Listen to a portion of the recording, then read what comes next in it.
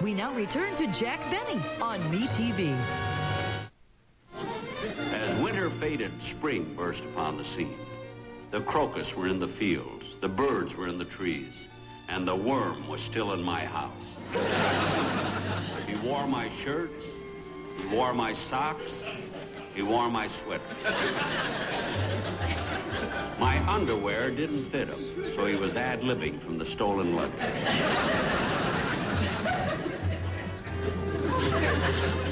Days, weeks, months went by. Then one hot, humid day in July, I came home from the studio. As I came in the door, I thought I had the wrong house. I wasn't greeted by that irritating, "How are ya?" Phil wasn't in the living room. "Oh, Phil! Phil!" I called and called, but I got no answer.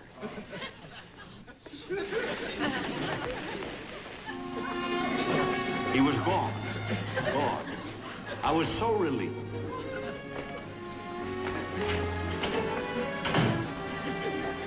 For the first time in months, my stomach felt as though it could retain food.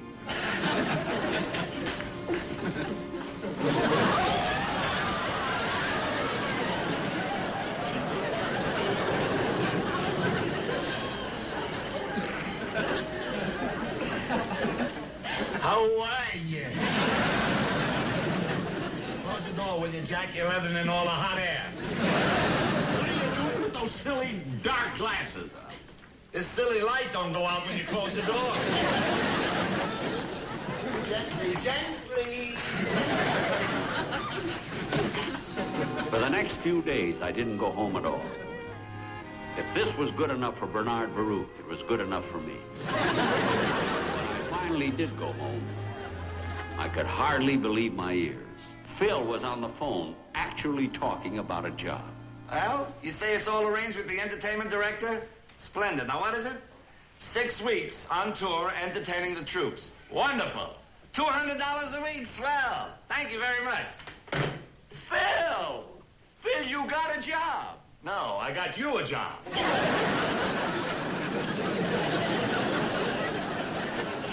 What? I can't wait for that kind of dough. Well, I can't work. I can't go on tour. Well, you gotta go. You gotta get out of the house. We're getting on each other's nerves.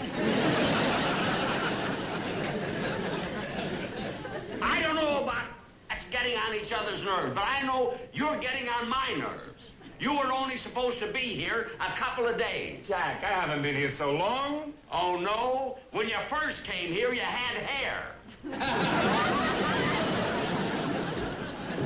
Well, that's because I worry so much about your lovely Aunt Sudie. You see, she's been ill, and she hears you haven't been nice to me. She'll be upset. All right. But, Phil, you've got to make some contacts. You've got to do something for yourself. You've got to make friends. At least he took my advice about making friends. Night after night, they were there. All right, Charlie, I bet $200. You in? Phil, you were cleaned out last night. Where'd you get all this money? I don't know. I found one of those old things around the house. You know, one of these things, what do you call them? Sold it to some jerk for $75. Stradivarius,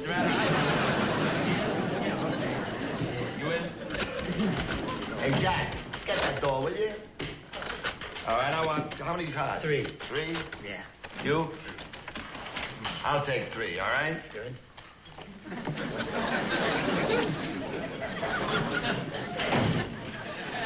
Why didn't my key work?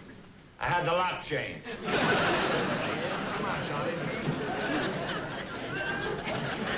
Well, Phil, aren't you going to say hello?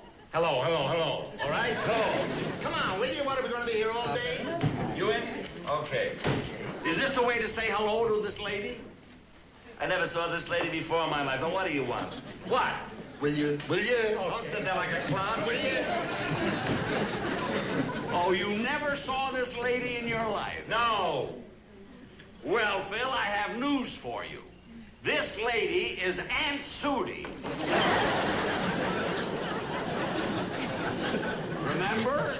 Aunt Sudie and of chicken soup? Well, my glasses must have got misty again. Got a note on you? I don't care about your nose. Who's he? I'll explain it to you later. All right, Phil. You stayed here long enough. Now, come on, out. Out of this house. Well, wait a second, Jack. I got 3 kings. I don't care what you do. Now, get out. Out of this house. Go on. Out. Jack, you're right to be upset and angry at me, but don't humiliate me in front of my friends. Let me go out of here in my own way, with dignity. All right, go with dignity.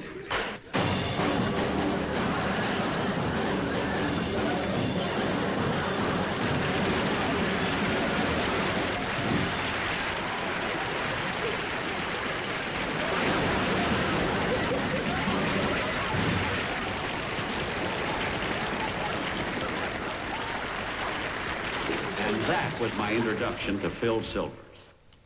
I finally got rid of him. But my Aunt Sudie stayed for the next 12 years.